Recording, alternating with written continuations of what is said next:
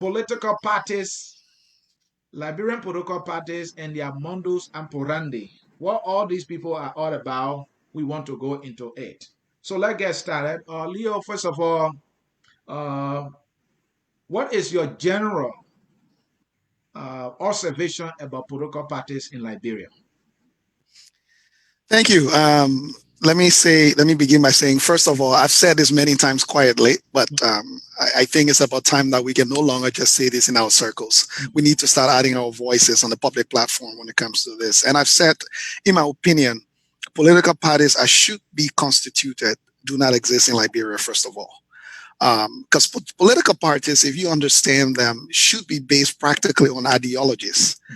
Unfortunately, in Liberia, we do not have parties that are based on ideologies. You can take any political party platform in Liberia and you raise the name of the political party, you'll not be able to tell which one it is.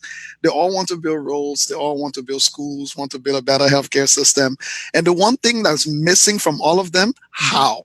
So, in my opinion, what we have in Liberia, we've had a bunch of people who have deep pockets sometimes, or sometimes are relying on their friends and colleagues who just gather people together under the disguise of being a political party, as long as it's feasible for them. The moment it becomes unfeasible, they abandon ship like they were never there. In fact, they don't just abandon ship, but they discredit and disavow the so-called institution they have been members of sometimes for 10, 15, 20 years of their lives. And second of all, political parties are meant to be institutions through which leaders are put in place through the exercise of the democratic process. In fact, that is where you practice it before getting into power. In Liberia, most of our political parties got standard bearers for life. One person with deep pockets become the standard bearer. They will not move from there until they earn their quest to become president. And if they don't, as long as they are staying in the party, it's automatic. They remain standard bearers. So, I mean, in my opinion, political parties in Liberia do not really exist. We've only used it as a cover to get people who have their eyes on political power and political leadership, using it as a cover to try and get whatever they want for as long as it's useful to them. And they drop it the moment it becomes useless to them. So, in essence, your general observation is that we don't have political parties in Liberia with the true meaning of political parties, and they are operating completely opposite to what a political party should be. Is that your observation? That is exactly my observation. And I challenge somebody on one of my podcasts. Give me one political party in Liberia ideology that you understand. And I'm not telling you to come and quote things that you've read to me.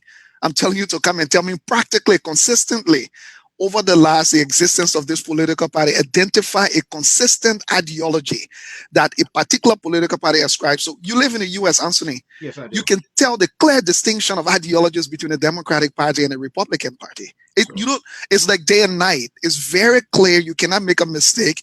You choose which side you feel you are leaning more that you want to support. And they are not perfect, but at the very least, you have a clear line of distinction. In Liberia, we don't. You can erase one party name and put another party name there, and it would just fit as if to say they wrote what you put their names on. all right, thank you again, folks. In cyberspace, we are getting started here. I focus on Liberia. Leo has just given his general observation of what political parties are in Liberia. But Leo, let's go to the basics. Let us go to the basics. Since we have come to understand, based on your observation, we don't have political parties with the true sense and meaning of a political party. My first question is, what is a political party then, and a foremost goal for it to be classified as a political party? So, a political party is an institute, as has been constituted under the democratic form of government. A Okay. political party is an institution that is created to formulate a certain governing ideology Mhm, in the political space of a country, mhm. and profess it to be in the interest of the people. And remember, it's a governing political ideology. So it doesn't matter whether you are in power or out of power. That governing political ideology is supposed to be the doctrine of the party. Doesn't matter who becomes the leader of the party or who doesn't become the leader. It's irrelevant. Now, don't get me wrong. Different leaders might implement those ideologies in different ways. But when it comes to the core messaging of it, the ideology remains the same. Different leaders might be stylistic, like we've seen in the US, right? Barack Obama comes, he has his own version of how he interprets the Democratic Party values, Right. or he focuses on a certain part of it more. He puts emphasis on a certain portion than the other, Right. as Bill Clinton would do, as other leaders will actually do. So, political parties themselves are not supposed to be crooked platform that allow people to manipulate systems for their personal gains.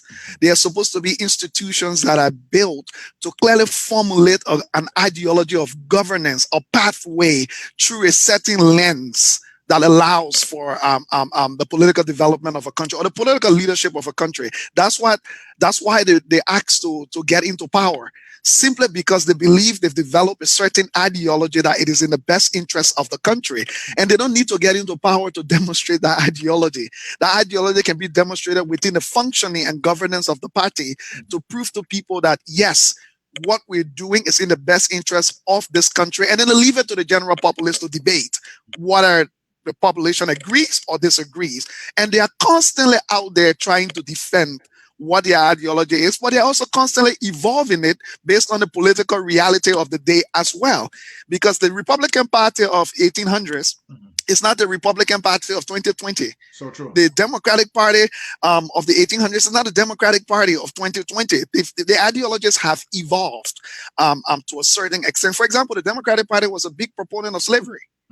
Right? Today, the Democratic Party seems to be in the one of the parties that professes to defend the rights of Black people overwhelmingly, right? So it has evolved from what it used to actually be. So this is my understanding of political parties. And let me say this, students here. I know people will be quick to pull out dictionary definitions. Right. I do not do dictionary definitions. When we have these conversations, we got to make sure our woman and selling really monkey when they hear it, it can make sense to them.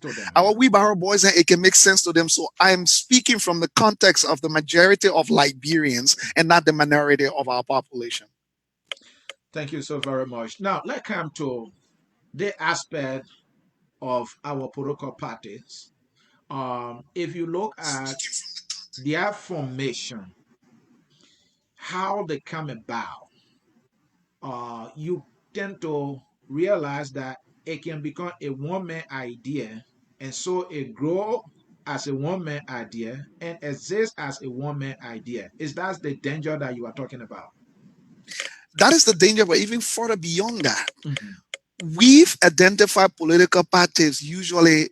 One of the unspoken prerequisites for becoming the leader of a political party is to be somebody with deep pockets, or somebody who has a lot of connection, Right. or somebody who has some level of huge influence in our society. That is the first mistake.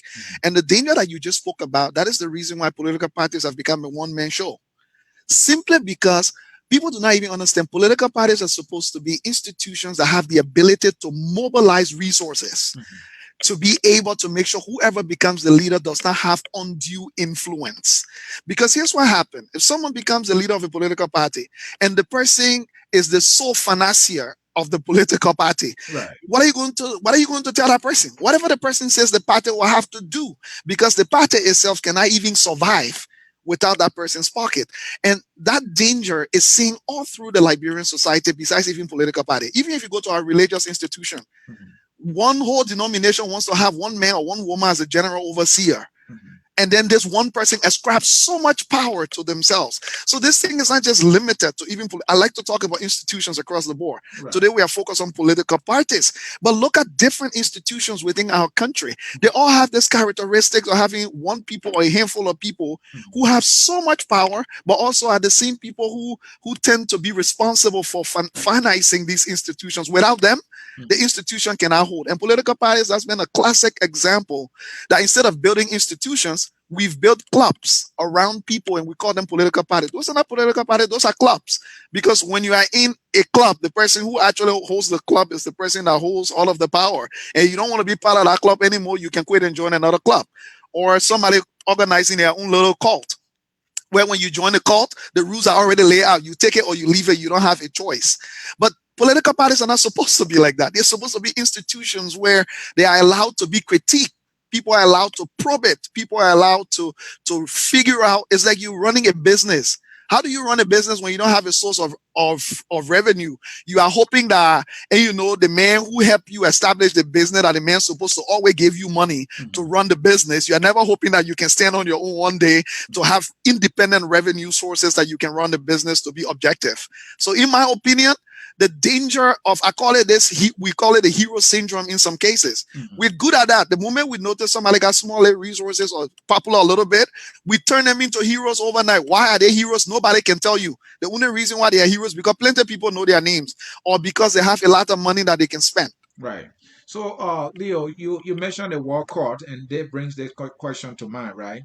Uh, if our political parties are not living the true meaning of what political party or a political party should be, are they closer to being courts?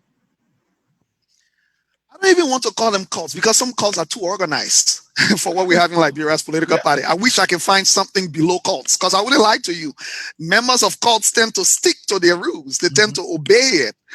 Political parties are free for all in Liberia. Like anybody can decide today that the same party that I was crucifying just day before yesterday, I'm not saying 10 years ago, I can choose today that I changed my mind and I will just join that same party, and I expect that I should be raised or put to the top of it.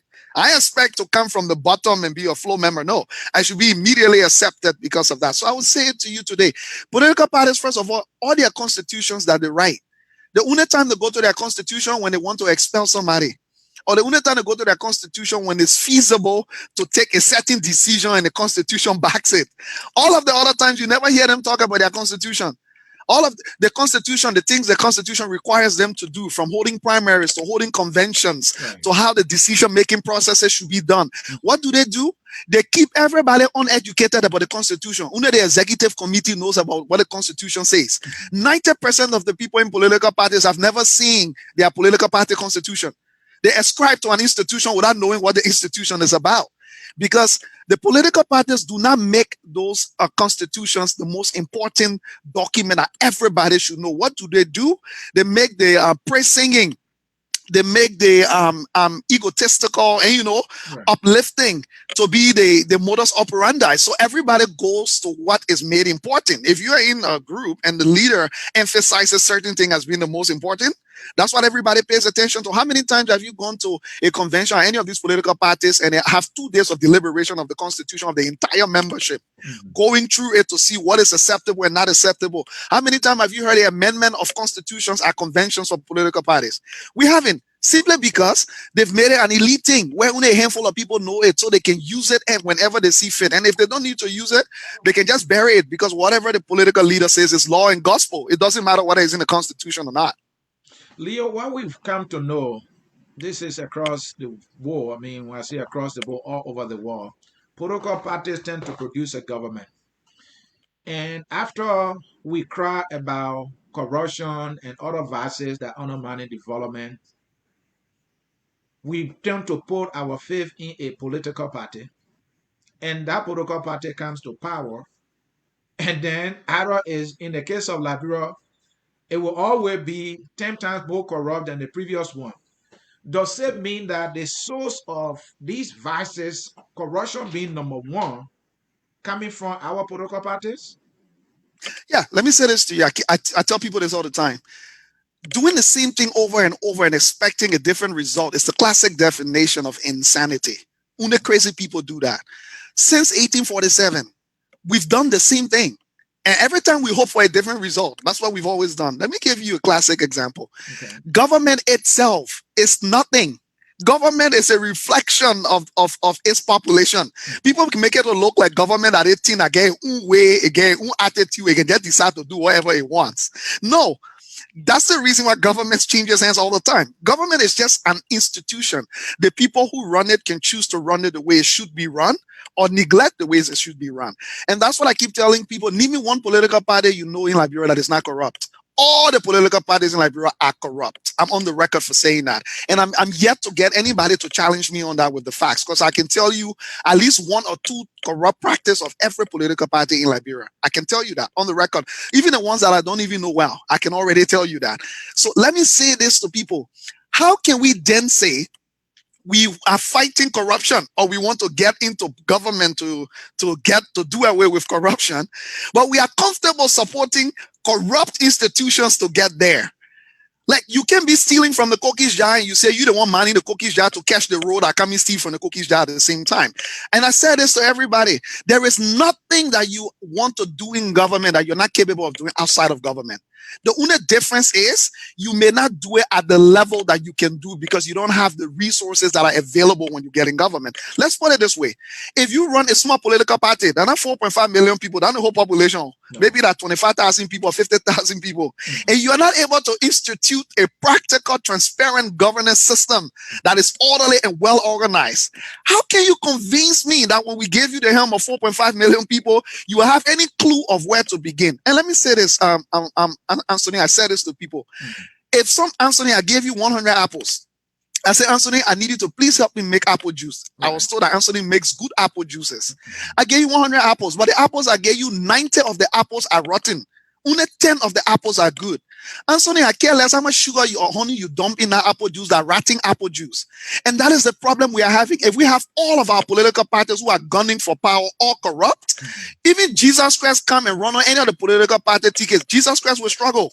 There's no two ways about it, because the one apple is not capable of outdoing the 90 rotting apples. There are just too many rotting apples for one single apple to be able to outdo it. And that is the classic problem we are facing in Liberia. And Leo, what informs this statement that you just made, that even if Jesus Christ, who we know to be a straightforward man that walk on the face of the earth, even if he becomes the head of a political party, there will still be corruption, looking at the fact that we've seen leaders, right? They may not be perfect. John McAfee, he took over, I believe, Tanzania, and today Tanzania is a middle income country. I will say there was corruption there, but this is a man and there might still be corruption. Yeah, there might still be corruption, but he put his foot down. So my question here is, don't you think we can get a leader in that country from any of the political parties? Though individuals in the party might be corrupt, might be practicing the culture, who will say, no, this must stop. You don't see that possibility at all? I don't see it. And let me tell you why. Let me use a Jesus Christ analogy. Jesus Christ was the Son of God. Mm-hmm. Jesus Christ could read people's mind. Jesus Christ could know what will happen, what you will do before you do. Mm-hmm. Right? Yeah. Jesus Christ selected 12 confidants of his that he called his disciples. These were the people who slept with him, ate with him, went everywhere he went. They should have had no doubt of what Jesus was capable of, because they witnessed all of his miracles. Right. What happened? Some of those same people betrayed him. They sold him. Some of those same people lied on Jesus. You would have never believed it. Right? They even deny him. Some of them say, no, I know that.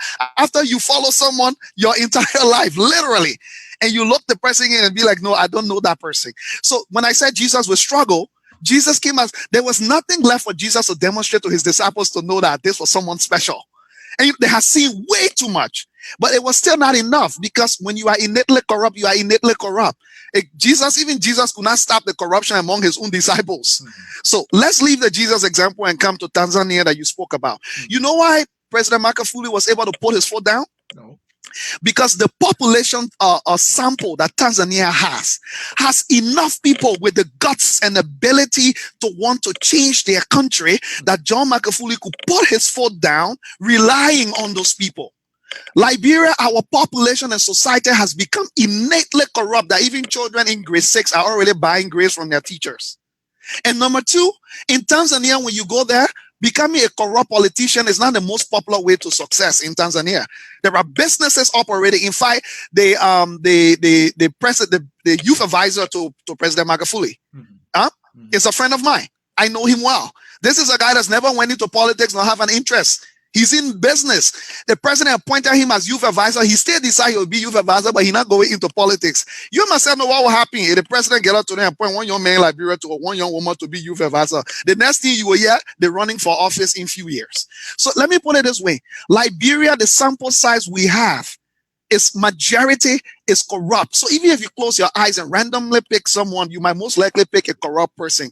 That is the reason why the change that we desire in Liberia cannot come from the top. It has to come from the groundswell up. And that means one family at a time, Anthony. If you're raising 2 children, making sure that your responsibility to those 2 children will be that when they grow up, the morals that you will impact into them, the examples you will set for them, that if they're getting any position of influence tomorrow, that would be the morals that will guide them. But what do? All of our children and young people that are growing up, we've made them to believe that the only way to any success or to be any relevant person in Liberia is to become a corrupt politician. How many successful Liberian writers you know? How many successful Liberian scientists do you know in Liberia? Even in the diaspora, we can count them sometimes on 2 hands. Even in the diaspora, where there are massive opportunities, the among of successful Liberian professionals are far and few in between. So when you get our young people to believe that the only way to success or to become relevant is to become a corrupt politician, why should they leave it? And these are the people you are telling me that even if a good leader comes, they will be able to survive. I don't care who good leader we get. I told somebody yesterday, 2023 election is already a lost cause. I can tell you that for a fact. Because anybody who is supposed to become president for Liberia and lead Liberia where it should go would have had to do about 10 to 15 years of solid work of community building, community development, transformation of minds, exposing our young people to different opportunities, which would then be the foundation upon which they can rely on when they go into politics to actually change something. And the changing of Liberia, no one president is capable of doing it. It's going to take 30 to 50 years of consistent work, regardless of which government comes in place. And the only way that will happen is if we bring about new ideas, if we take different pathways. Our solution to our problems in Liberia is not true government, Anthony. I can tell you this confidently, because if it was true government, since 1847, we would have been ahead. We said Toba was one of the best presidents, right? How did Toba end up? In a bloody murder. Leo, after we sit and say he was one of the best presidents. Leo, you try to scare me here, my man, because I was hoping that in my lifetime I will see that Liberia, that I can enjoy 24 hours of current, that I can drive to Grand Crew and not get stuck on the road.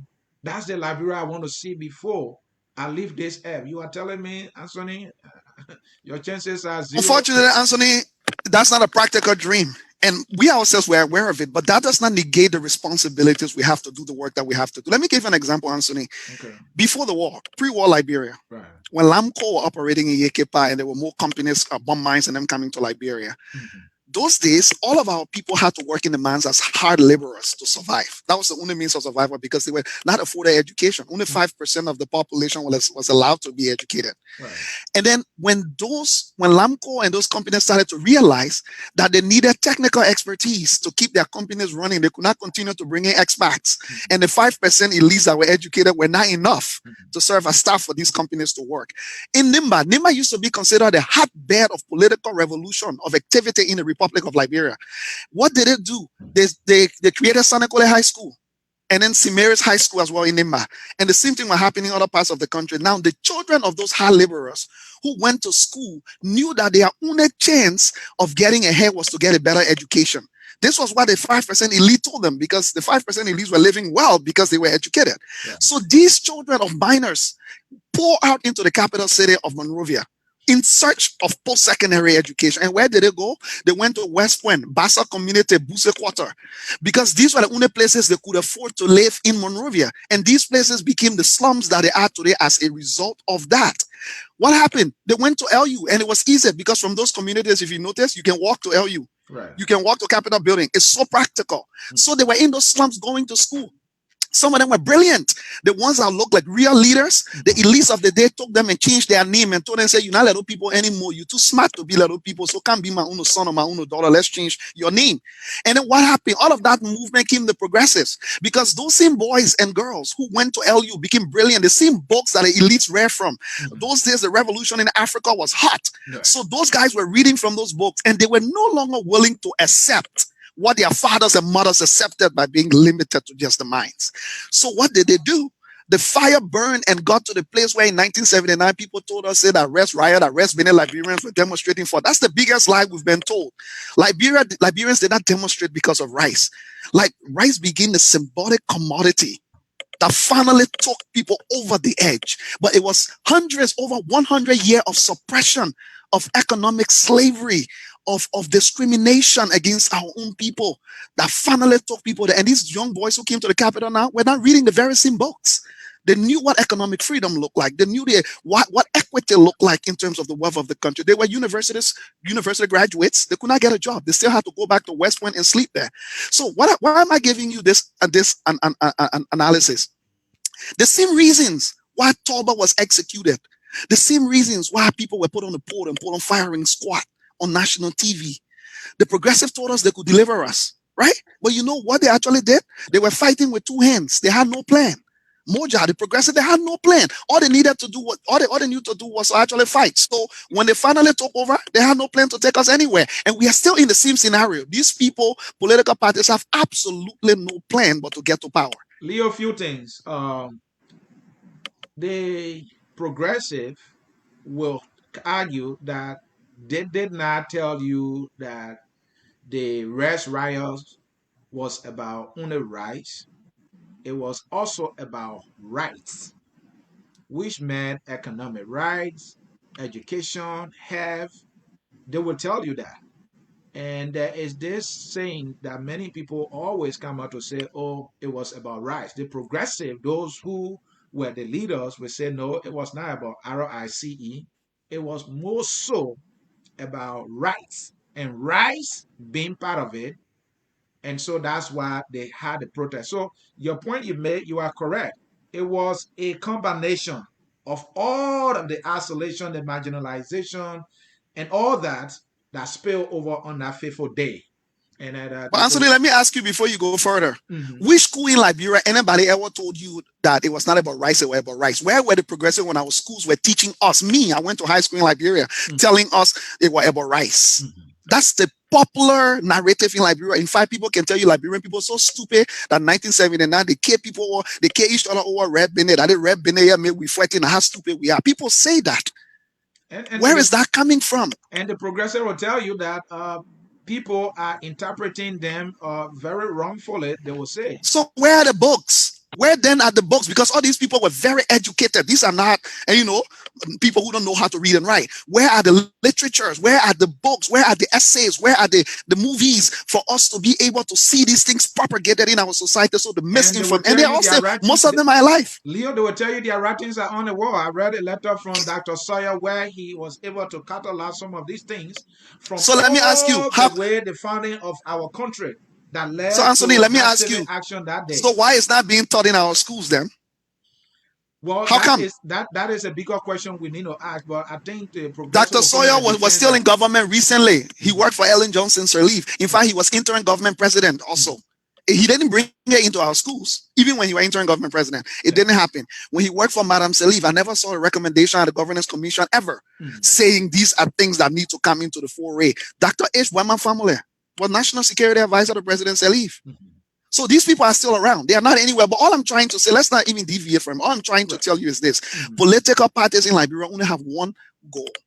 That goal is to get to power so they can also steal. Because I'm yet to see a blueprint from any political party as to what type of work needs people. All the political parties say they want to build roads. When you ask them how, they start cussing you. They say they want to reduce deficits in government, expenditures in government. How will you do that when you get $500 million budget? What deficit you going? What kind of expenditure you will reduce with $500 million? Look, $500 million budget is not even able to save the Liberian healthcare system. So why are you people deceiving us? I'm yet to see anybody who can tell me how you can take the Liberian government budget from $500 million to $5 billion. Nobody.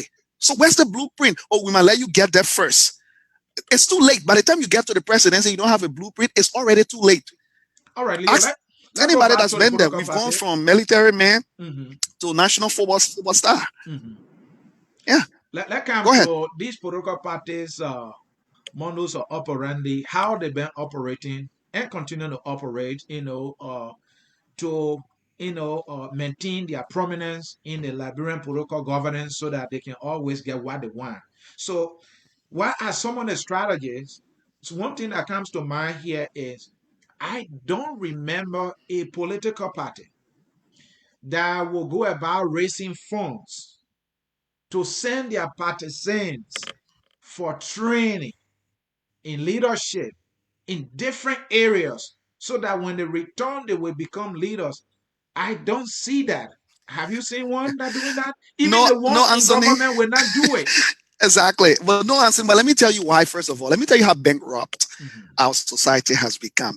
Okay. Any country Mm-hmm. where the political leaders of the day Mm-hmm. look at their future, which are the young people between the ages of 15 and 35 or Right. 18 and 35, 67% of the population.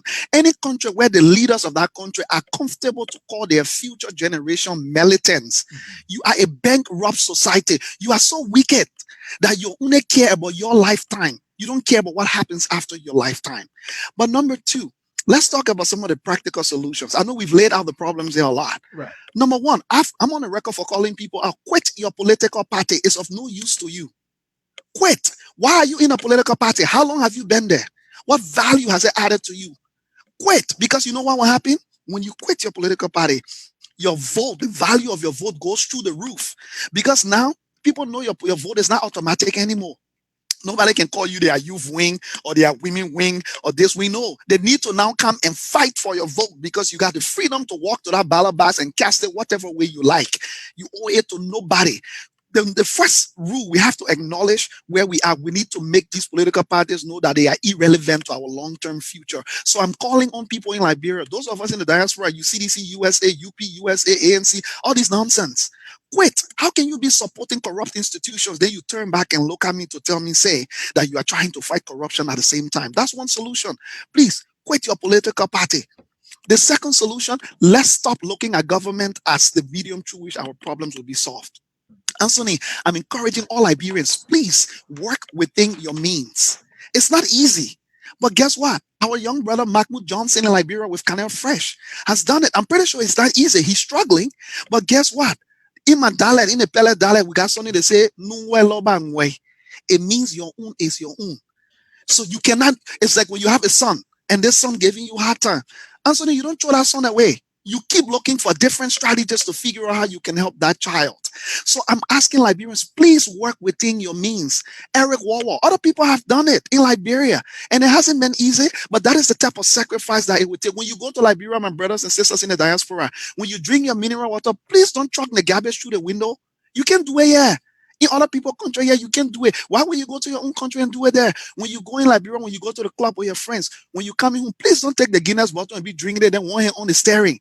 Tax it cheap. $5 US. You can set good examples. I'm not. People like to say they want to save the country. Anthony, just stop. Nobody needs to save Liberia. We need to save ourselves individually, because when we start to save ourselves individually, we will start to expose our young people to different things. When you go home to visit Anthony in your house, if the kids realize that every time Anthony here, Big Brother Anthony here, the garbage all can be packed in one particular place. Big Brother Anthony can throw a water, mineral water through the. When Big Brother Anthony go on, when he notice everybody drink, he will pay the $10 for test it, charter test it to come take. You know why what children will start saying, and the other people are different. Oh. And you know the other people are again, other people then when they come, what you are doing is the most powerful thing any Liberian can do. And don't worry about saving the country. The moment we start to increase the population sample that is getting exposed to better ways of doing things, you will start to save the country gradually, because you are influencing people based on the way you conduct yourselves and your actions, not based on the lies that you tell.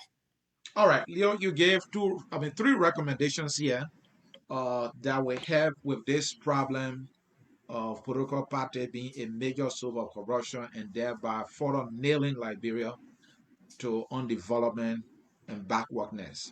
Quit your political party, you say. Today Yep. in Liberia, you know very well, you're paying attention. The young people only hope is to join a political party Hmm. And then when that political party win, having we say as an example, Jefferson Koji is an example. I mean, these guys will not have a job today had they not put their time in a political party. The question Hmm. is, if they quit in their political party, where do they go for survival? That's a smart thing because that's a smart question, actually. And let me speak to that. Mhm. We are the reasons why most political parties in Liberia answering by themselves are broke. Let's be honest. How much do they give these kids? What, dollar a day sometimes? $5. But those of us who've come in the diaspora, right? Mhm. Who God have blessed, we've become exposed to different things, to Mhm. better ways of doing things. Right. When we go back like, bro, what do? We actually reconfirm the status of these parties by going straight to them. All that make the big muff in the diaspora. We all attach ourselves to political parties like we got no other way in Liberia. Let me tell you, young people in Liberia are victims. That's the reason why when I hear people sitting in the diaspora, I say, oh, the people then backwards or so. No, we in the diaspora are more backwards than the people in Liberia. Because the people in Liberia have never been exposed to some of the things we've been exposed to. Mhm. And some of the young people who are smart and know what they're doing, it's survival. Anthony, you know what we did during the war to survive. Oh yeah. If you had to survive. Mhm. So let me tell you a solution to that problem. Those of us who can go to Liberia with small 2,000 our packet will not where we save it, we go for vacation. Mhm. Instead of you going to some political party to show off, and, and attach yourself only because you won't be hanging with the elites of the day. Mhm. Maybe you can take 10 young people under your wings who know whenever Big Brother Anthony in town. Mhm. And so you know what that is called? It's called influence building. Because when the 10 young people know that whenever Big Brother Anthony in town, I know are good. When Big Brother Anthony said, my man, I want to have a serious discussion with you. I want you to leave the political party. He will listen to Anthony because what Anthony gives him is way more than what the political party can actually give him. Mhm. Number two, let's expose our kids to other things, right? We're not. If I go to Liberia, I'm able to help a young man understand how he can use YouTube Mhm. to make more, 5 times more than any political party can give him every month. Right. And so then let's be frank. He will not leave here and go to the political party. He will spend his time on that because guess what? He's getting way more money. Let's incentivize them. But what do we do? Those of us who say we are the leaders when we show up in Liberia, we want to hang out with the minister then. We want to hang out with the president, take picture with them, go to the house and chill and boy. Then when we come out here, we tell our young people say they are backwards, they might quit their political party. It does not make any sense. We need to start setting our examples. Trust me, when all of us start abandoning the political party, they will be useless. Nobody will go there because there will be no money to go around. Where do we get it from? Thank you, Leo. Let's look at another recommendation. You said stop looking at government. You know, even in America where I am, we look at government for a lot of things. So you have to explain yourself here when you say, don't look at your government. I'm looking up to the government to come up with rules and regulations to make the airport safe, to make the roads safe, to build the roads, to build the airports, to provide the necessary grid for electricity, to regulate these companies that are providing services. That's how I get the comfort. So why shouldn't I look at government in Liberia? Let me tell you, because you've been looking at it since 1847, you always end up in the same place you are. And sometimes you end up in worse situations when one change and the other comes in. So I'm not saying government does not have their responsibility to play. No, this is not what I'm saying. Government has a very important responsibility to play when it comes to creating the enabling environment for their citizens to thrive, when it comes to creating the economic opportunities that should exist for businesses to work, when it comes to protecting the rights and of their citizens and the rest and providing suitable environment for foreigners who come in the country to do business and other things as well, legal things as well, right? Mhm. That's great. But let me ask you, Anthony, if we've tried since 1847, hoping that the government would do it, the government did not do it. Mhm. So are we saying we should sit down and continue to wait until the day the next Liberians have gotten so used to waiting for the next election? And it's so crazy because the next election can come and you realize that nothing has changed. None of the conditions changed for the past government that led to where we are. The same conditions are staying in place. Worst of all these guys who are in power right now that people are referring to as being corrupt, they will most likely end up in power again, regardless of who win the election 2023, whether it's Cummings or Uri or George Weah or who else. Why? Because politicians have one calculus in their mind. It's the numbers. They need to win. So by the time second round comes, and Lola George Weah coming win, Mhm. all the people then people in the opposition will cross over to CDC. And George Weah needs the numbers. So George Weah will broker deals with them. Now, what we saw right now, and we see how many United Party people are in government. Mhm. People who stood publicly and condemned George Weah beat their chest that they would die if George Weah become president. Today they are the big shots in government. So let me put it to you this way: why we should not look at government. because government is a greater reflection of its people and government takes its pulse from public opinion. Let me tell you today, Anthony, if we start to look for other avenues, right, of developing our communities one at a time, let me tell you today, Anthony, if you come from one small little community in Liberia, and you go to that small community, you make it the next 5 years, your commitment to say, I will make sure 5 kids from the community will go to university or will go to post-secondary, or 5 kids from the community, I will make sure I will introduce them to online knowledge building and learning. Let me tell you, some of us as professionals, 80% of the things we learn have been outside of school. Is because of the wealth of resources we have access to here. You can sit at home and learn it by yourself. The only difference is you will not get a degree or a certificate for it, but you can learn these things by yourself. When we start to show our children how much I will spend my money on them, if they are buying a laptop to learn a new software, that will be happy to give them $500, where they're going to political party, the sales you will not eat from me. They will start to understand. And I will tell you this is the only way Liberia will be safe. Because you know what? When more and more of the population starts to realize that when a senator, someone who wants to be senator, come to me to run, and they tell me, say they will build roads in school, I'll just look at it and say, you stupid. Because the job description of a senator is not to build roads in school. Why you want to take over the job of the public works? Why you want to take over the job of Ministry of Education? Your job as a senator is to legislate, provide oversight for the government, and act at the check and balance and the protection of our constitution, and to create laws that makes it sensible. So you start to realize the quality of candidates will start to dwindle, because when you're not capable of defending your job description, first of all, you're not even sure, because the population is too educated to go to them and say, you won't be senator because you obey the rule. Whether you're getting money from to obey the rule, they're not part of your job. I'm saying don't be a philanthropist. It's good on you if you got money to be a philanthropist, but don't leave your full-time job and be a philanthropist. The other thing I would say, when Liberians start to understand where to invest their money, you see Darius Dillon, everybody's trying to celebrate Darius Dillon and people who support him, right? But what Darius Dillon is doing, in my opinion, is good, but it's unsustainable. It's not practical. You take one man, Liberian people, you put him in the Senate and you spare him to be the one to solve the Liberian people problem, when doing things in the Senate is based on votes. So you've alienated Darius Dillon. The expectations you put on him is unrealistic. So the day he makes the slightest mistake, it becomes his undoing, because you set this unrealistic expectation. If people who support Darius Dillon are serious that Dillon, and is the type of people we want in the legislature, you know what you're supposed to do by now? We're supposed to have groups by now raising $200,000, $300,000, keeping in their war chest, to say we're going to look for the next person that's similar to Darius Dillon. We will support them. The reason good people don't participate in politics in Liberia, let me tell you today, because nobody's prepared to expose their family to bankruptcy. If you're an honest person, you want to participate in politics and don't be corrupt, your entire family will go bankrupt by the time it's all said and done. Darius Dillon election was over, he could not afford $20,000 to pay poor workers. The opposition he's supposed to be fighting against, that the opposition he went to beg to give him money. So we need to start to understand where the real change is. It's not in government. All of a sudden, the quality of candidates will change when we start to help educate our people, when we start to put our money where our mouth is, and not looking for corrupt institutions to get ourselves up into power through the shortcut. Thank you, Leo. Again, folks, in cyberspace, this is Focus on Liberia and our program, The Hour of Politics, and we are discussing the topic Liberian political parties and their modus operandi. Let me give you a little break. Let me read some comments here, folks. The phone number is on the screen for you to call and make a comment, or you have a question for Leo. He will be more than glad to also provide an answer. Let's read this one from Rebecca. She said, preach it to our people, my brother. Cecil Goya writes, I have always said that we have election clubs that we mistake for political parties. And you most right. You are right, because Liberia political parties are not built on institutions. That is why people leave from one party to the other. Logan, right? Wow, this young guy is brilliant. Thank God there's hope for Liberia. But the young guy is saying you're not going to see that road going to your town anytime soon. So you should also believe that one. Hearing this young man is encouraging and uplifting. Thanks, Anthony. I'm actually answering.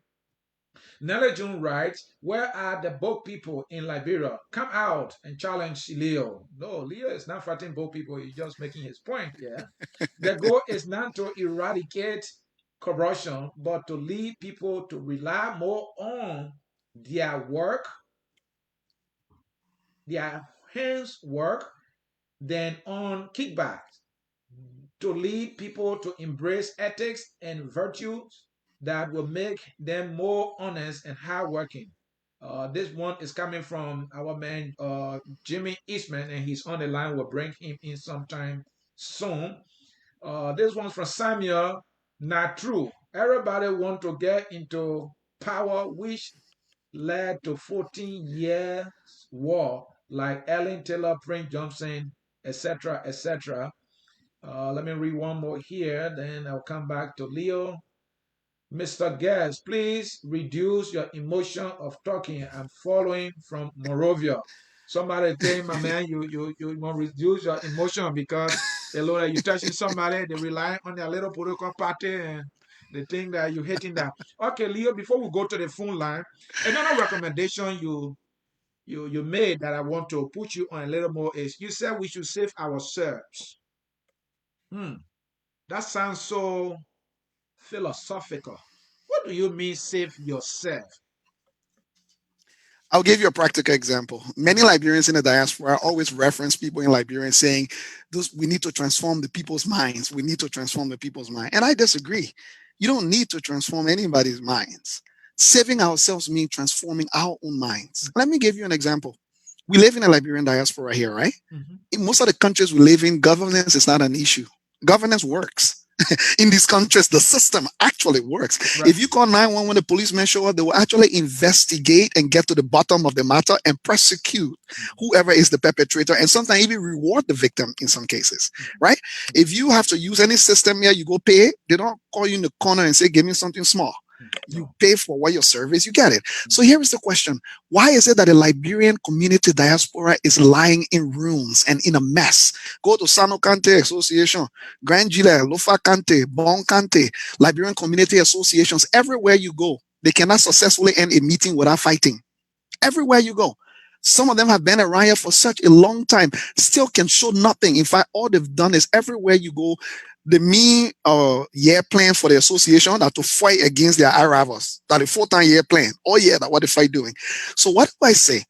Liberians in the diaspora, to him or her who much is given, much is required. We've been giving much. We've been brought to these countries. Some of us have gone to school. We've been educated. We've participated in different levels here, in our professional jobs.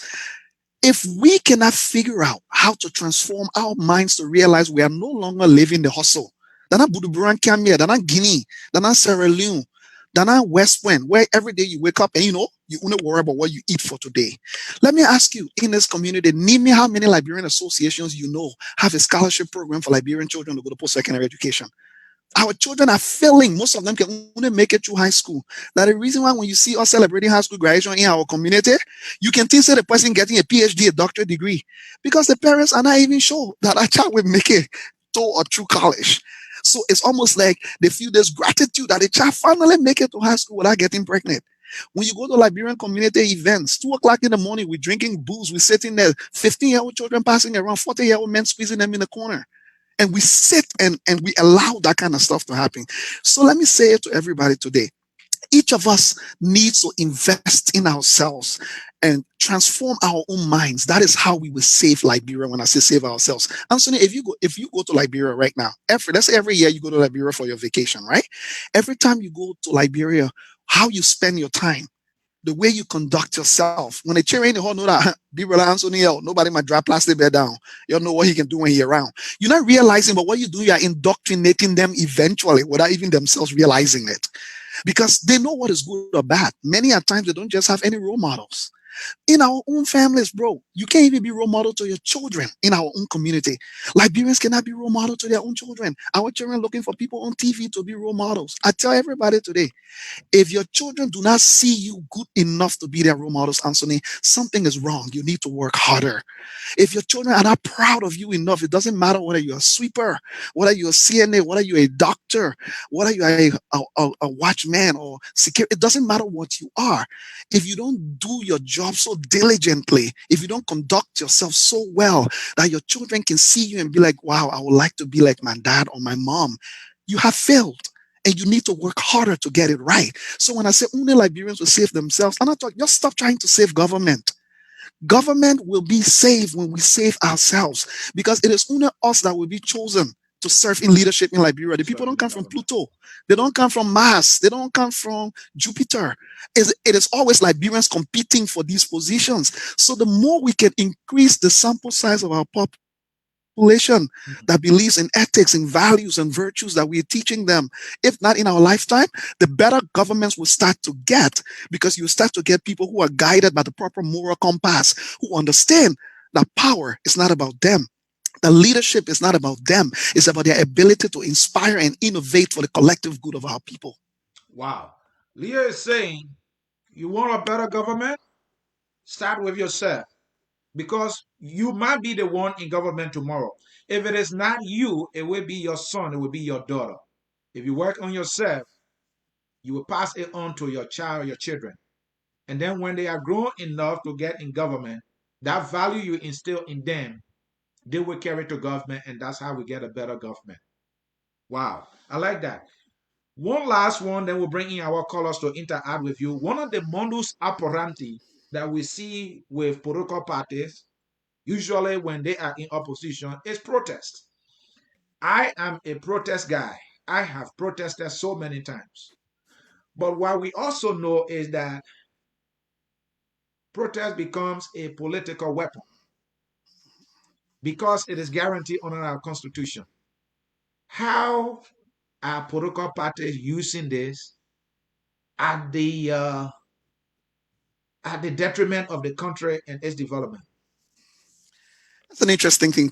I don't think people really understand protest. I think, and you have to realize, when you incite emotions, right? When you get people riled up, which is what people who lead protests do, you have to realize that you must take full responsibility for the outcomes. And that is the reason why thinking protest must be strategic, it must be consistent, the message must be clear as daylight. You don't bring people together in the midst of them figuring out you got one protest and everybody they're protesting for something different.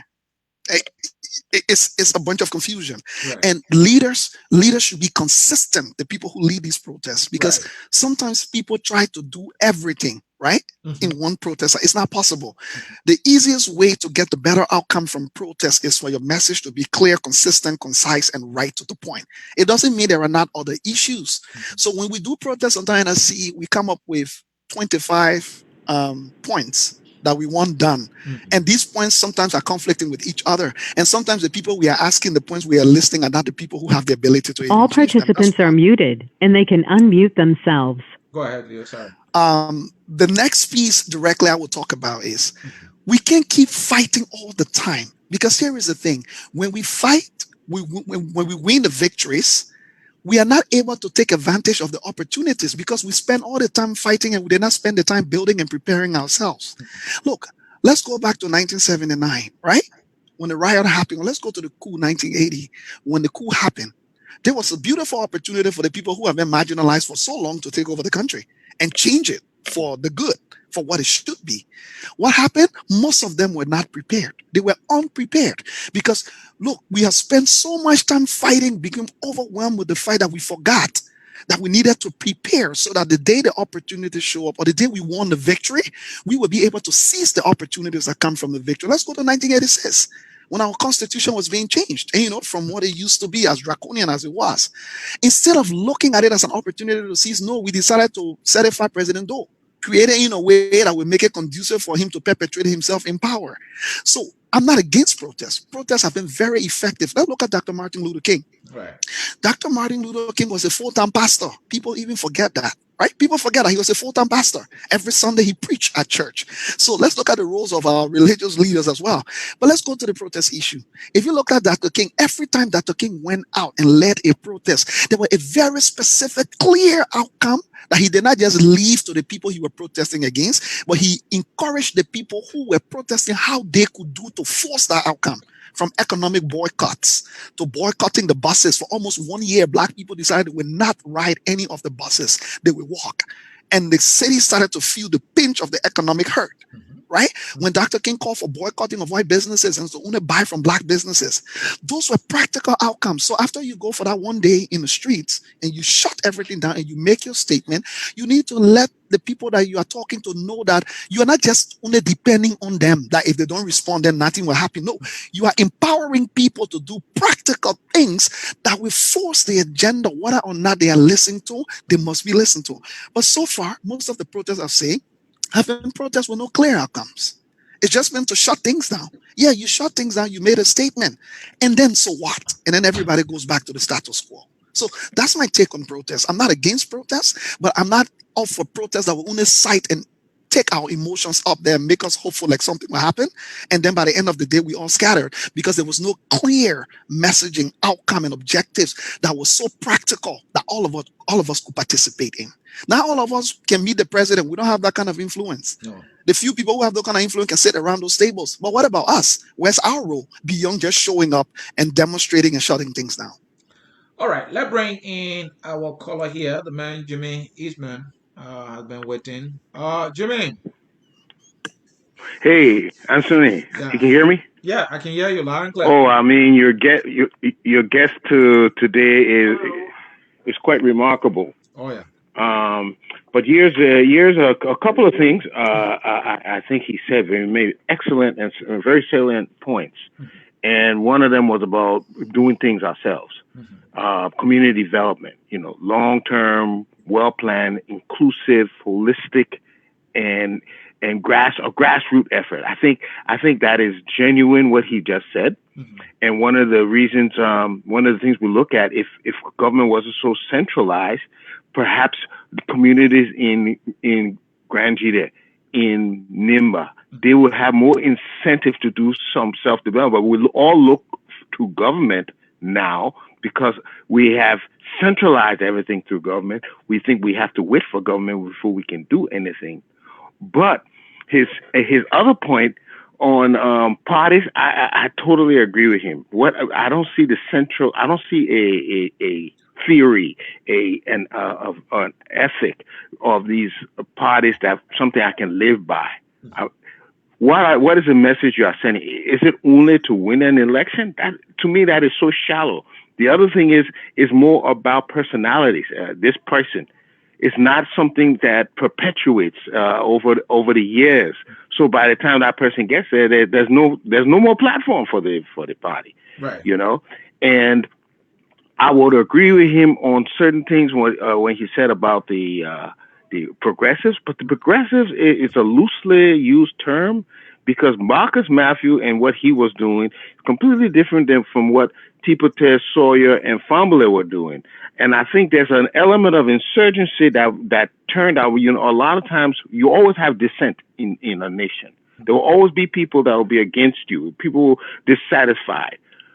This is what a lot of Western countries capitalize on, and they play on those dissatisfied elements, and they create an insurgency, and you don't even know it's happening. You think you are doing it. That rice riots, the reason why it resonates with everybody, because rice is essential to everybody. You touch everybody when you touch the price of rice, and the people are poor and suffering. So yes, rice was key and significant, but at the same time, who was pushing it? Who pushing it? Was it really us, or was it really an insurgency? So a lot of things your guest saying. I have only one question for him. Okay. All right, what is he doing? He has the greatest ideas. I can see it. Theoretical. What is he doing practically now in view of what all he has said? That's it. Thank you. Thank you very much. And I can speak to that quickly. I mean, sometimes it's hard to speak about what you do yourself when you have these conversations, but I can tell my guests, I spent the last 9 years of my life in Canada because my biggest issue for Liberia has always been the issue of education at the community level. I'm not talking about academic. I'm talking about access to information for everybody, both academic and non-academic. So I initiated a $2 million project to what's called the Liberian Learning Center, to build a learning center in Liberia that we house the first purposely built public library in the country since the war. that will also house a small business incubation that facilitates education and support for people like the Yana boys. I'm not talking about your super entrepreneurs. I'm talking about the people who keep our communities running. The guy in a little boot, the guy with a wheelbarrow, the guy with a winter market down there. And in that facility also, we're looking at an indoor recreation facility for community use. So as I speak to you, to the guests who asked the question, we broke grounds October last year. The construction starts October this year. Our team is heading down to Liberia October this year. The construction actually starts in October. And all of this money has been raised in Canada.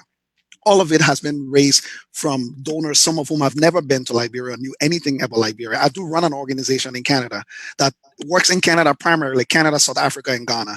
But this is one big project I took on. I dedicated the last 10 years of my life. And this is where consistency matters, Anthony. Let me say this, because Liberians, we spend 1.5 years doing something. Now we're working, we quit, we go to something else. So in 10 years, we've done 25 different things, but none can come to fruition because we've become so impatient. We've developed the relief mentality.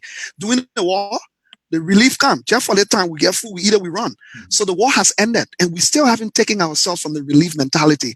Anything anyone is doing in Liberia now, you should ask yourself, can it withstand 35 to 40 years when I put myself in this thing? If you can say yes, then that will make you brave enough to dedicate 10 years of your life, because you know the impact of that will be so long that if that is the only thing you were achieving your whole life, that would be great. So to sum up the question, I even took the CEO of our public library system here. We flew to Liberia together last year for him to do his assessment. They signed an agreement officially to use this facility as a sister library where they will make all their resources in Canada available in the facility electronically. So when you're in that facility, you'll be able to access any book or any educational material you can access while you're in the library here in Canada. Thank you, Leo. Again, folks, you're watching Focus on Liberia. It's the hour of politics, and we are discussing Liberian political parties and their modus operandi. Let me read some comments here, Leo. This person said, please assist us with your WhatsApp number. We got to look into the WhatsApp number too, Dennis, if you're listening. We got to look into the WhatsApp number. Our folks in Liberia want to participate. Samuel writes, protest is not the only means of expression for social justice, but also striking by unions of workers, or I think by union workers, until they get justice, which is effective against any democratic government. I agree with that. I love protest myself, but we are saying the message must be consistent and the organizer must be clear and they must have a goal, and that goal must be defined. There shouldn't be too many different interests in a protest. We saw the movement that erupted at the result of George Floyd. They wanted one thing only: justice for the black man all around the world. And that's all we see. And this protest was organized by just the local guys in the community. They started it. Politicians did not start it. That's what we are Exactly. saying. All right, let me read this one from Macalaw. I am driving my patient, even Dillon become president or Costa to to solve Liberia problem cannot be now. I guess Dillon admitted that fact about a minute ago. But Anthony, let me quick respond to that comment before you further. Yeah. Even though I said the level of consistency this would take, that does not mean we'll be sitting down for 30 years, though. Okay. I'm just saying the time it would take to put in the foundations and the things that we need to build as a society to transition our society from this wartime mentality and this corrupt mentality to increase our sample size. I'm saying that would take consistent work for the next 30 to 50 years of us doing this over and over to get to a place to be able to add. It may happen faster, but I'm a more realistic person. I like to play my cards very well. All right, Leo, some time ago I listened to you and you said something that I want to bring to your attention. You were talking about how political parties have become so corrupt to the extent that their corruption fingers are stretching to even the churches and other institutions. How is that happening? Yeah. Let's put it this way. In fact, our religious institutions, not even just churches, the mosques as well. Our religious institutions have become so political that sometimes you can mistake them for being a wing of the political party in some cases. Let me say this, right? If you go to our churches on Sunday, let me talk about Christianity because I'm a Christian. The country shuts down. The country literally shuts down.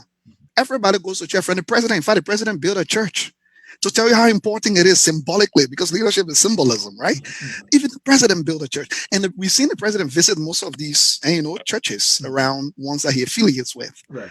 So I beg the question, how can our society be so rotten?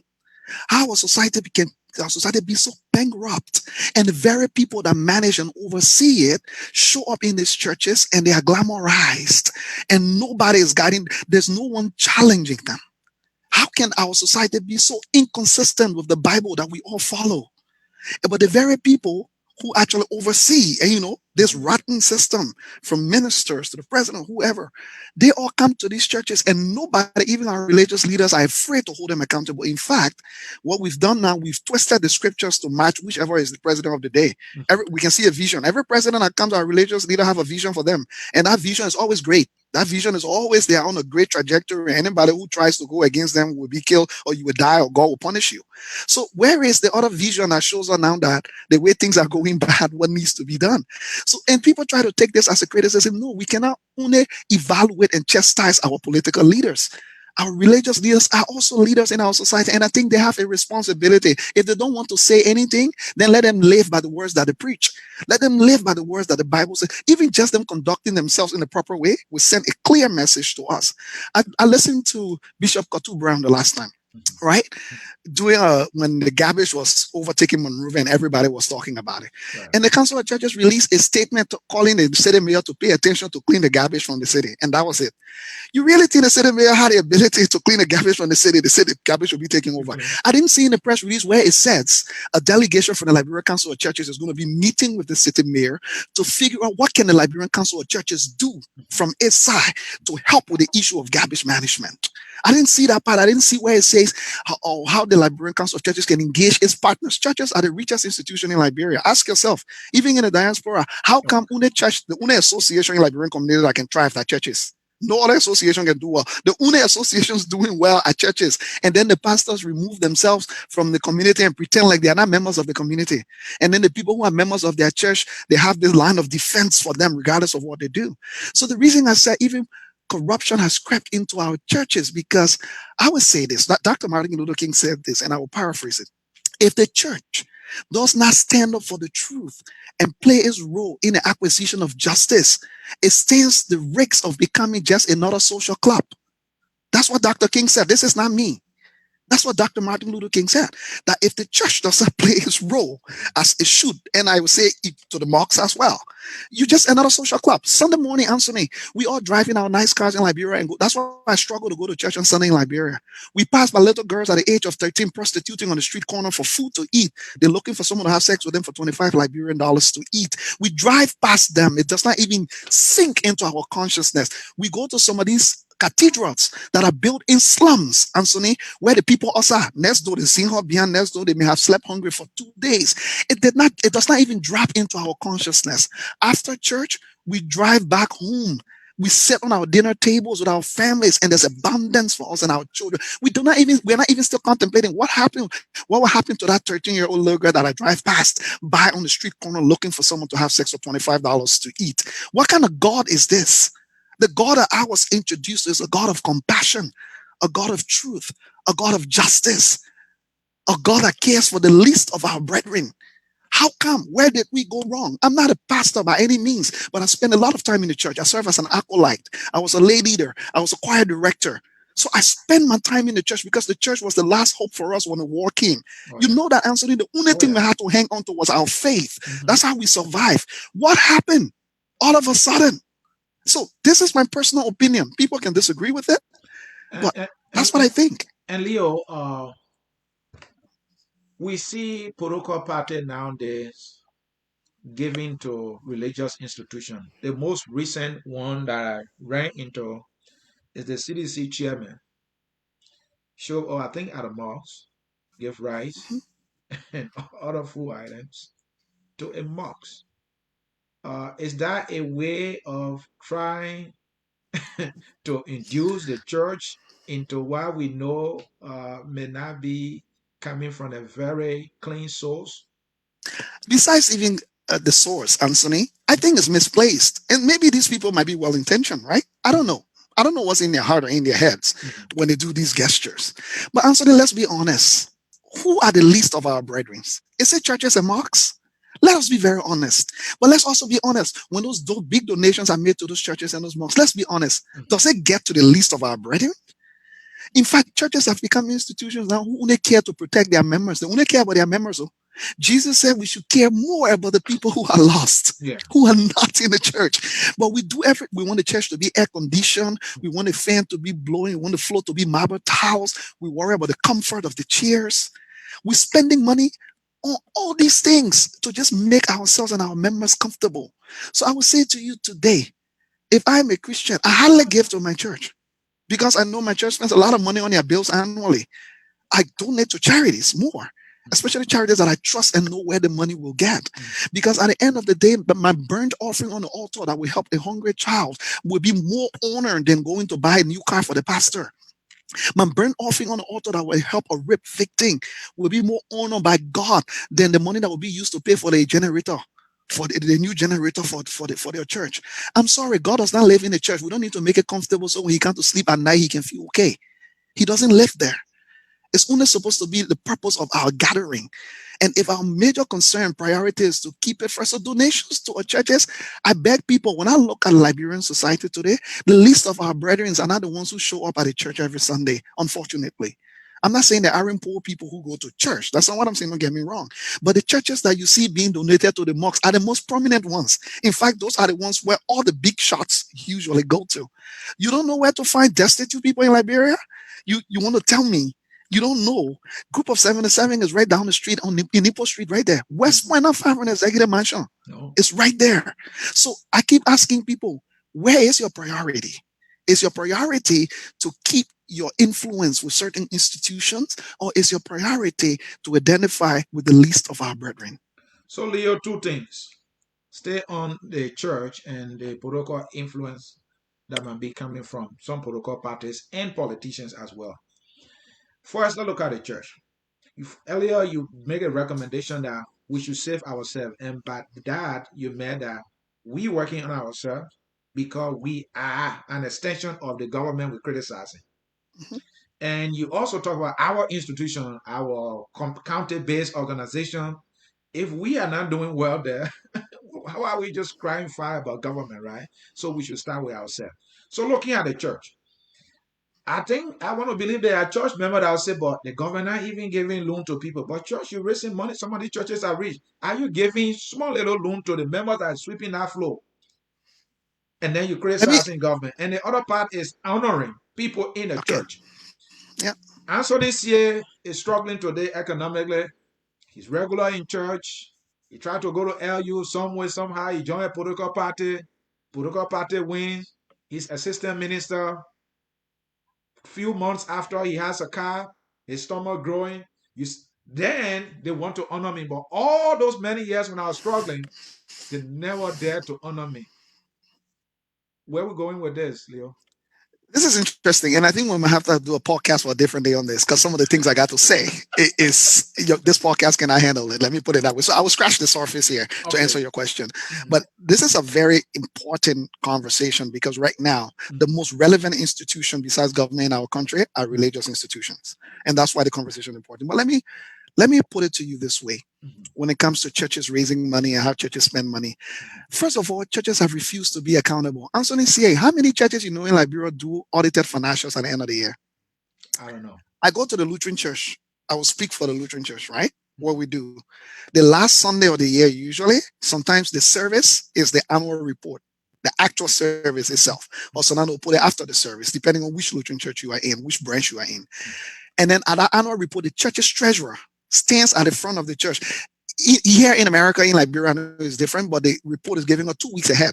And the audited financials, the pastor's salary, all the people who take money in the church, their salary, how the money was spent, how much money was raised. So people review it 2 weeks ahead. So they come prepared to ask questions. The treasurer stands at the front of the church and gets peppered with questions to explain figures, how this go here, why this go here. And then after that, a vote is taken to adopt the audited financials that the congregation is satisfied with the stewardship of their money. After that, the treasurer introduces the budget for the next year. That means how much money they project to raise based on what they raised last year. What are these money being allocated to? That budget is open up for discussion and debate. We open it, we discuss it, we debate it, and if we all agree that that's the best use of money next year, and that budget, guess what? The pastor's salary there. The pastor can finish at the end of the check, go in the office, throw the money in the air and say, God catch you, anyone afford that for me. No, the pastor's salary is clearly outlined. And the church is aware you need to pay the pastor well enough. And if it is a full-time pastor, so they are able to take care of their family. In fact, most Lutheran churches build a parsonage for each branch. There's already a house, and the pastors are rotated. So whichever pastor comes, doesn't even have to worry about paying rent. He already has a full house for him and his family, and then take their full-time pay salary to be able to cater for themselves. So you are creating less incentive for corruption when you actually do that. But please answer me, how can we be running? I'm even talking about the money that's given to the churches. I want to talk about how they're using it. But how can we even know how they're using it when we don't see the audited financials? We don't see an external auditor that comes in and opens a financial book to see how is money spent. Most churches, you ask them how much money your church raised annually. They don't know. I know that. I can tell you. My church raised $760,000 this year. The whole year. I know that right off the top. And I can tell you the 5 top big ticket items that the expenditures go to. I know that. How can we be criticizing and chastising every other institution? Any other institution, people get their money, they won't see the report. The only place they feed, they're not supposed to have for the report because they will go to hell, is at the church. How is that okay? And the reason is most of these churches have been set up in a way that they don't even bring in the proper people. You're managing a major, look, any institution that has the power to make you come to church 52 Sundays a year without being coerced, that's powerful. And that is that these are the places we're supposed to be exhibiting transparency. These are the places the children need to be learning how you do this So, stuff. Leo, link that to our protocol parties.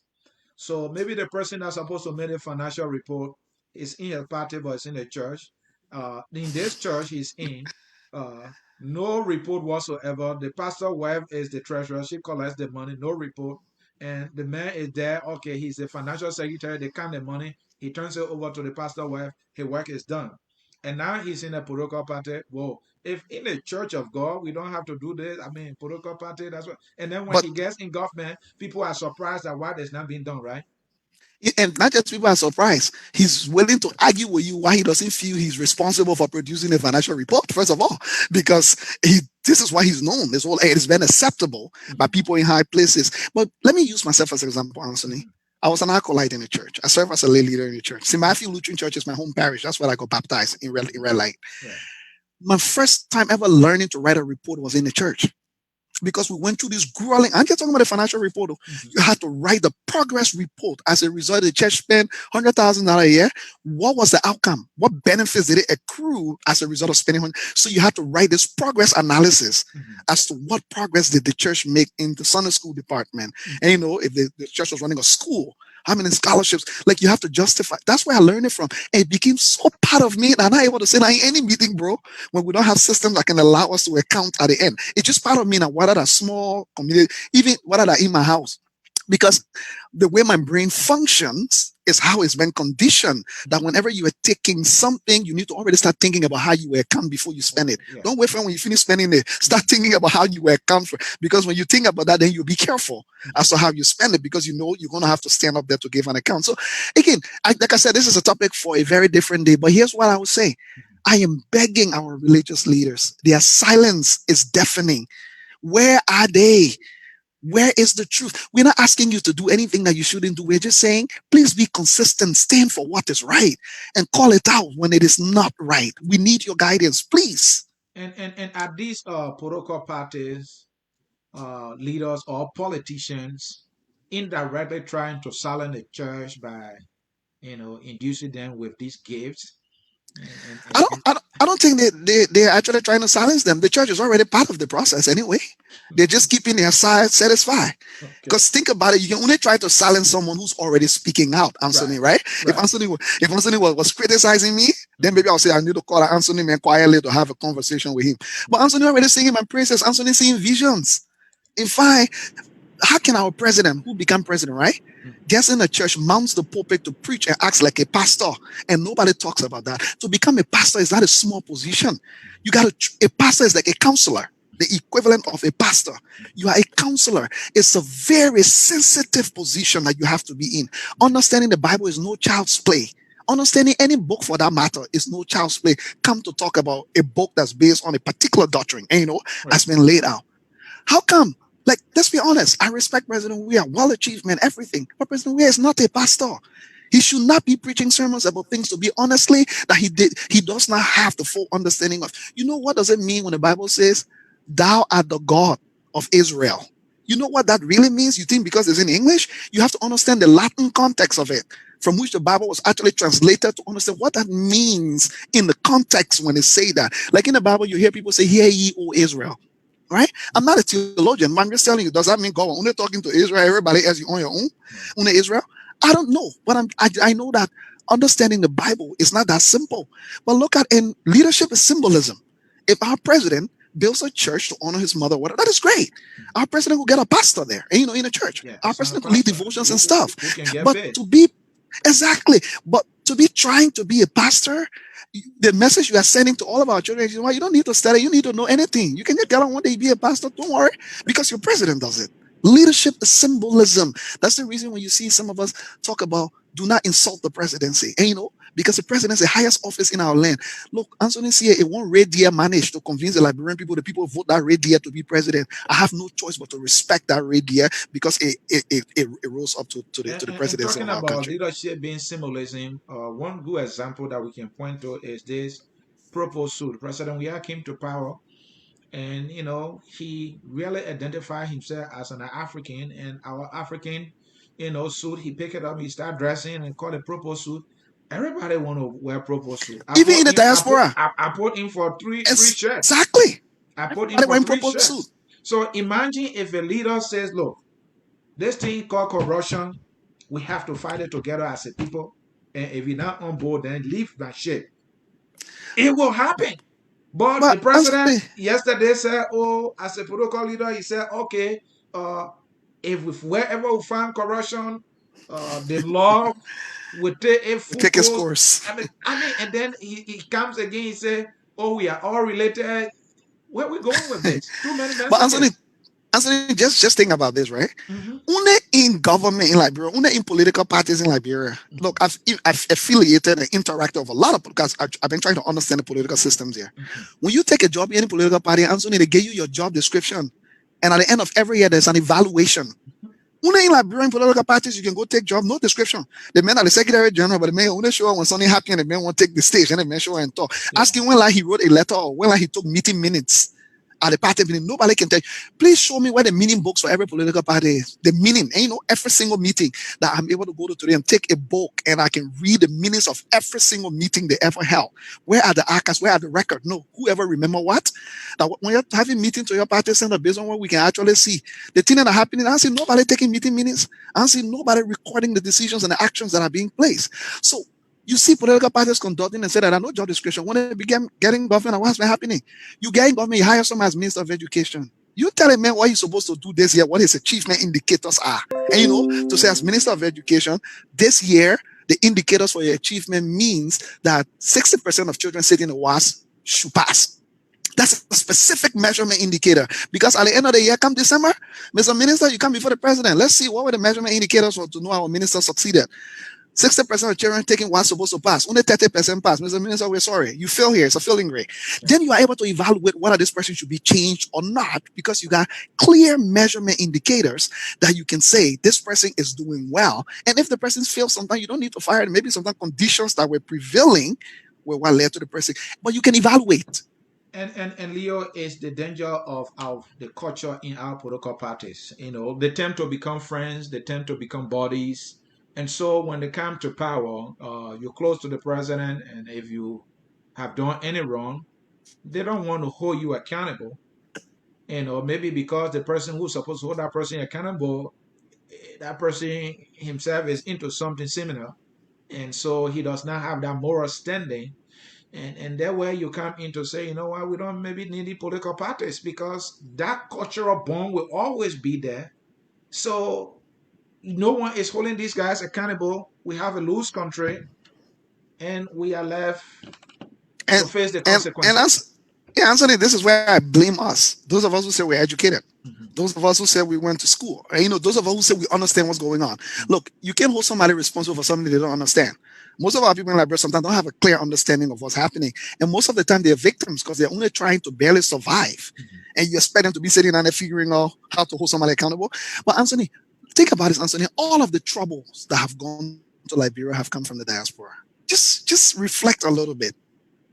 Whether it was the war, from the progressives or whatever, everything was playing right here in the Liberian diaspora. Right? Chancellor, everything was playing in the Liberian diaspora. Again, when Lord and Model then came. And the second one, it was playing in the diaspora. Just reflect. All of our troubles have always emanated from here. And the decisions that we're taking to say so-called liberate the Liberian people have all proven that they were wrong. We have enough evidence now, looking back, that they were wrong. The intervention of the diaspora had been wrong. Maybe a few times you can count. And all of these people were presidents of ULA. If you check it out, most of them were leaders and presidents of ULA. So it's not like they didn't know the diaspora, but they purposely, for their own self-greed, took the wrong trajectory and were willing to sacrifice an entire nation because of themselves. So I keep saying to people, we are the ones who have a greater responsibility to hold our people accountable. And people think when you say holding people accountable means you got to be anti the person. I'm not anti nobody. My political party, La Liberia. The moment you start to do the thing that Liberia benefiting, I'm on your side. The moment you deviate and start to, I'm not on your side. So I don't look at people to decide what I on their no. I look at Liberia to decide what I will be on Anthony's side. If Anthony's actions is having a positive impact on Liberia, what I hate the way Anthony can talk, what Anthony told my Jew from me one day or something, I can't help, but support Anthony, because clearly if Liberia is my political party, then I can be consistent with who I support and who I don't. But because we are chasing individuals and political leaders, we can't hold anybody accountable, Anthony.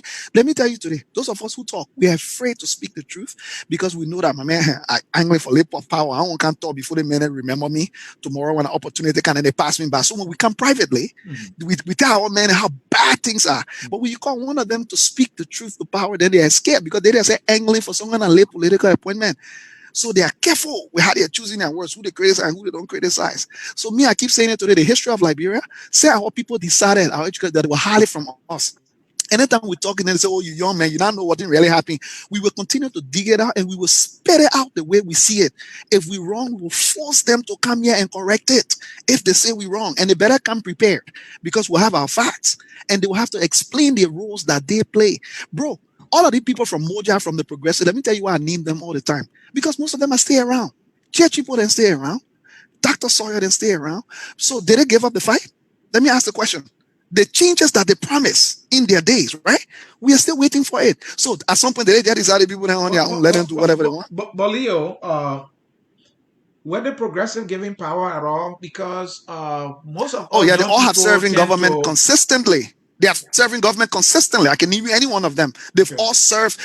They've all dined and wine. Even today, some of them are still whining and dining with the powers that be. So none of them needed to be president for them to effect the change, right? That's a lie. If they tell you it's the biggest lie ever told. Because when you become president, you become a manager. When you become president, you are managing a nation of people who hate you and people who like you. So sometimes it's difficult. That's the reason why the foundations that you've laid and the ideas that you've managed to convince people with lays the foundation so that when you become president, you can say, I'm only doing what I committed to, what I laid out. That's what I'm doing. But I'm not doing anything. There are some leaders that come to power, right? They might have a good team. And sometimes power enters their head and they don't want to listen to the team. And that means you are a fake person. Saying, well, we were in government, for example. We had Doe will not listen to us. Maybe we had this other person, Taylor will not listen to us. So what you expect to do? So let me ask you, Firestone went to Liberia 1927, right? The whole years they've been there, they decided to be exporting raw latex from Liberia to America. Even when the price of rubber dropped on the raw war market or giving us nothing. Everybody blamed Firestone for not building rubber factory. Where are the progressives? I listened to H. Wyman Formula one time talk about because there was no value added to Liberian raw materials, the Liberian government only collecting rent. That's part of the reason why we are where we are. Who stopped all our millionaires? All our people that who stole money in our country or someone that had been very wealthy for a long time. Who stopped me from opening a rubber factory? If Firestone, when I'm doing it. In fact, it would be a smart business to make sure that the raw latex, and I don't want to Firestone that rubber farms in Liberia. There are a lot of other rubber farms in Liberia. In fact, Liberians would take their latex to Firestone. Firestone will buy it for a devalued price and then send it on the world market. What stopped any Liberian, bro? And We've never been short of wealthy Liberians in our history. What stopped any Liberian Anthony C.A., whether the progressives or more than anybody, from building a rubber factory in Liberia to produce rubber pen, rubber shoes, and rubber sandals? Number two, young Mahmoud Johnson, young Eric Waller. These are not even politicians, these are even poor people. Eric Waller came as refugees. Today, some of the best schools that you can go to in Liberia, I visited some of them in Burrville, are built by Eric Waller. He's almost built a school in every single county by fundraising, and now that he got deep pockets. I will send you some of the pictures. Mahmoud Johnson went to Liberia after he graduated from university here in the US, took palm kernel, and turned it into gold. Today, his products are being tested in the Johnson & Johnson laboratory in the United States. By the grace of God, sooner than later, you'll be able to buy some of his products from pharmacists within the US. So what I'm not talking about, bro, what have let's forget about the government side. Let's assume they didn't get to power. But what can they show us? Send What these can they guys show our way us? so we can grant them an interview yet, so people can see. Because when other people listening, they are and inspired to do this too. and Anthony, maybe they have done stuff. I'll send you some of their contacts. Maybe the progressive have done stuff, but let them can't tell us. Let them just show us. Amos Sawyer was at the governance commission, right? Dr. Sawyer. Right. Julian Johnson said later where he was. Bro, please show me the governance frameworks that we have today. I ain't even blaming the to say, let's agree the government decided not to implement it, right? But where is it? Where is the blueprint? Where are the blueprints? And let me correct this before I go. Not even correct it. Let me give a breaking news to people who may not know. Everybody's thinking it was the progressive and Mojala ain't no brought about the rest riots, right? It's not true. I did some reading. It's the former president of the University of Liberia, Dr. Patrick Sayon.